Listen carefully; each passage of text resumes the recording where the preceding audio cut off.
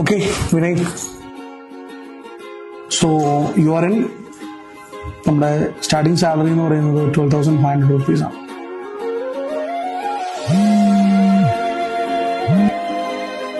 Hello. Hi sir, Bajaj ഫിനാൻസിൽ നിന്നാണ് വിളിക്കുന്നത്. സാറിന്റെ 2 മാസത്തെ EMI പെൻഡിങ് ഉണ്ടല്ലോ.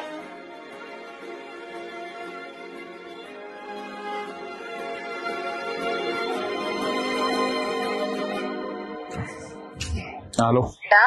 ജോലി സെറ്റായോ? ഇല്ല. ഈ ഇന്റർവ്യൂവിന് പോയപ്പോഴേ എനിക്ക് ഉറപ്പായിരുന്നു ഈ വർക്ക് സെറ്റ് ആവില്ല എന്ന് തന്നെ പറയുന്നു. എങ്ങനെ ഒരു വർക്ക് സെറ്റാക്ക്?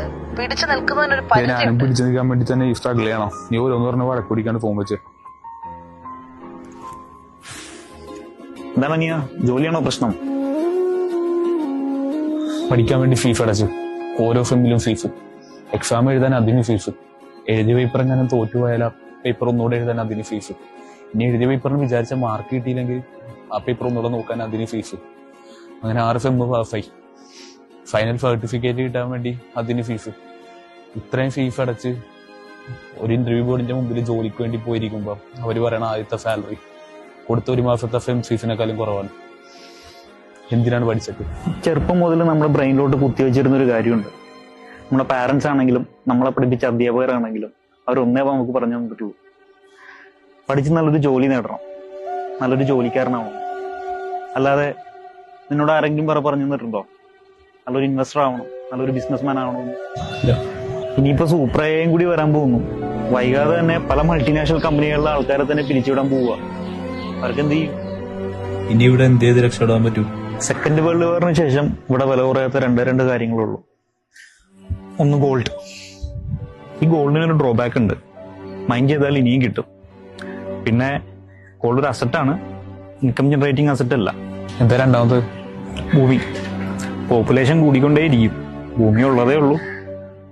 ലോകത്തിലെ ഏറ്റവും നല്ല ഇൻവെസ്റ്റ്മെന്റ് ഭൂമിയാണ്. ഇത് പോവായി, ഇൻവെസ്റ്റ് ചെയ്യാനൊക്കെ കയ്യിൽ പൈസ വേണ്ടേ? ഞാനും നിന്നെ പോലെയായിരുന്നു ആദ്യം. എന്റെ മൈൻഡ് സെറ്റ് മാറാൻ കാരണമായ ഒരാളുണ്ട്. അതാരാ? സാധാരണക്കാരെ അസാധാരണക്കാരാകുമെന്ന് ഉറപ്പിച്ചൊരു മനുഷ്യൻ, ഡോക്ടർ നിഷാദ് അബൂബക്കർ. സാധാരണ എല്ലാവരും സ്കൂളിൽ പഠിക്കാൻ വേണ്ടി പോകുമ്പോൾ നമ്മുടെ പാരൻസ് പറയും, മോനെ നല്ലോണം പഠിക്കണേണ്ട, പഠിച്ചിട്ട് ഒരു ജോലി സമ്പാദിക്കണം എന്ന് പറയും. പക്ഷേ ഇതിൻ്റെ പ്രധാന കാരണം എന്ന് വെച്ചാൽ ജോലി നേടിക്കഴിഞ്ഞാൽ മുടങ്ങാതെ എല്ലാ മാസം ശമ്പളം കിട്ടും. ഇതാണ് എല്ലാവരും മെയിൻ ചെയ്യണത്.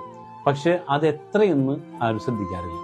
അപ്പോൾ ഇവിടെയാണ് പലരും തെറ്റിപ്പോണ്ടൊരു കാര്യം വെച്ചാൽ, അപ്പോൾ ഒരു ബിസിനസ്സുകാരൻ ആകണമെന്ന് എനിക്ക് തോന്നുന്നു ഇവിടെ 99% പാരൻസ് പഠിപ്പിക്കാറില്ല.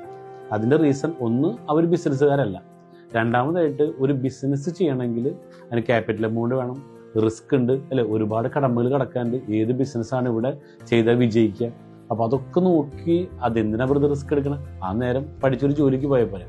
അപ്പോൾ എന്താണ് what is the real purpose of business എന്ന് ചോദിച്ചാൽ അതിന് ഒറ്റ ഉത്തരവേ ഉള്ളൂ, to generate cash more fast. അതായത് കൂടുതൽ പണം പെട്ടെന്ന് ഉണ്ടാക്കണം. എന്ത് ചെയ്യണം? ബിസിനസ് ചെയ്യണം. പക്ഷേ കുറച്ച് പണം കൂടുതൽ സമയം കൊണ്ട് ഉണ്ടാക്കണമെങ്കിലോ അതിനാണ് ജോലി. പക്ഷേ ഇത് പലരും മനസ്സിലാക്കുന്നില്ല. റീസൺ, ഇപ്പോൾ വിനയ് ഒരു എംപ്ലോയി ആയി വിചാരിക്കാം. ഒരു എംപ്ലോയി ആയി കഴിഞ്ഞാൽ വിനയ്ക്ക് ഒരുപാട് ആഗ്രഹങ്ങളുണ്ട്. നല്ല വീട്ടിൽ താമസിക്കണം അല്ലേ? ഇപ്പോൾ ഇഷ്ടപ്പെട്ട വീട്ടിലാണോ താമസിക്കുന്നത്? അല്ല. ഇഷ്ടപ്പെട്ട വാഹനത്തിലാണോ സഞ്ചരിക്കുന്നത്? അല്ല.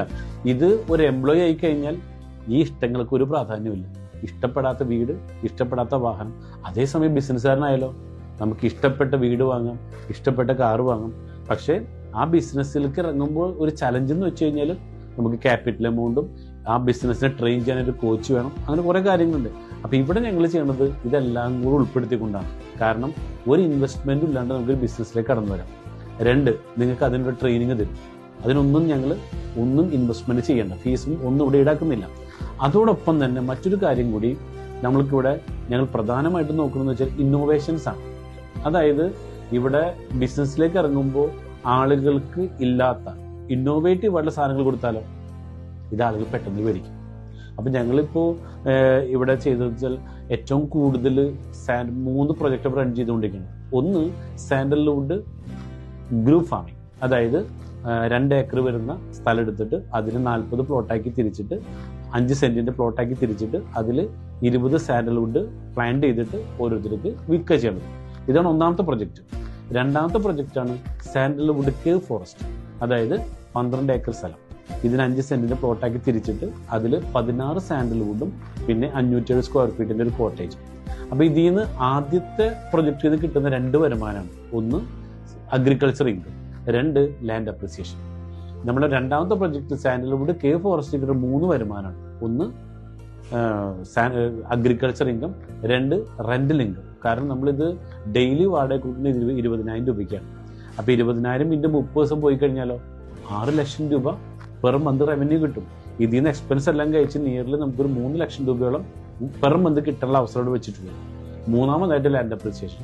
കാരണം എന്ന് വെച്ചാൽ നമ്മുടെ കേരളം ടോട്ടൽ വിസ്തീർണം ഉള്ളത് 96 ലക്ഷം ഏക്കറാണ്. ഇപ്പോൾ വിനയുടെ പാരൻസ് ഒക്കെ സ്കൂളിൽ പഠിക്കുമ്പോൾ ലോകത്തിലെ ഏറ്റവും ജനസംഖ്യ കൂടിയ രാജ്യം ഏതാണെന്ന് ചോദിച്ചാൽ ചൈനയായിരുന്നു. അത് വിനയ് പഠിച്ചപ്പോഴോ ഇന്ത്യയായിട്ട് മാറി എന്നുള്ളതാണ്. അപ്പൊ എന്താ ജനസംഖ്യ കൂടിക്കൊണ്ടിരിക്കുകയാണ്, പക്ഷെ അതിനനുസരിച്ച് ഭൂമി കൂടുന്നില്ല.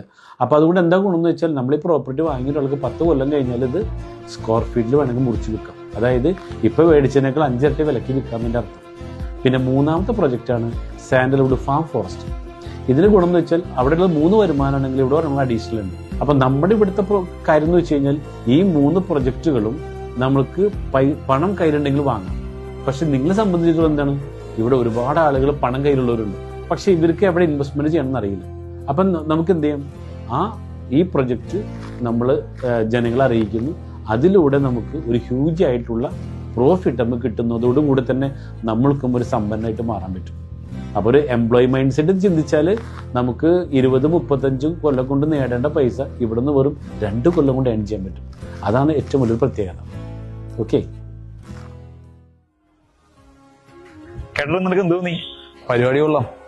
എംപ്ലോയി ആയാലും എന്നൊരു എംപ്ലോയി മാറ്റി ചിന്തിക്കാൻ ഒരു അവസരം അത് കിട്ടി. Thank you. പൊളിക്കനിയാ.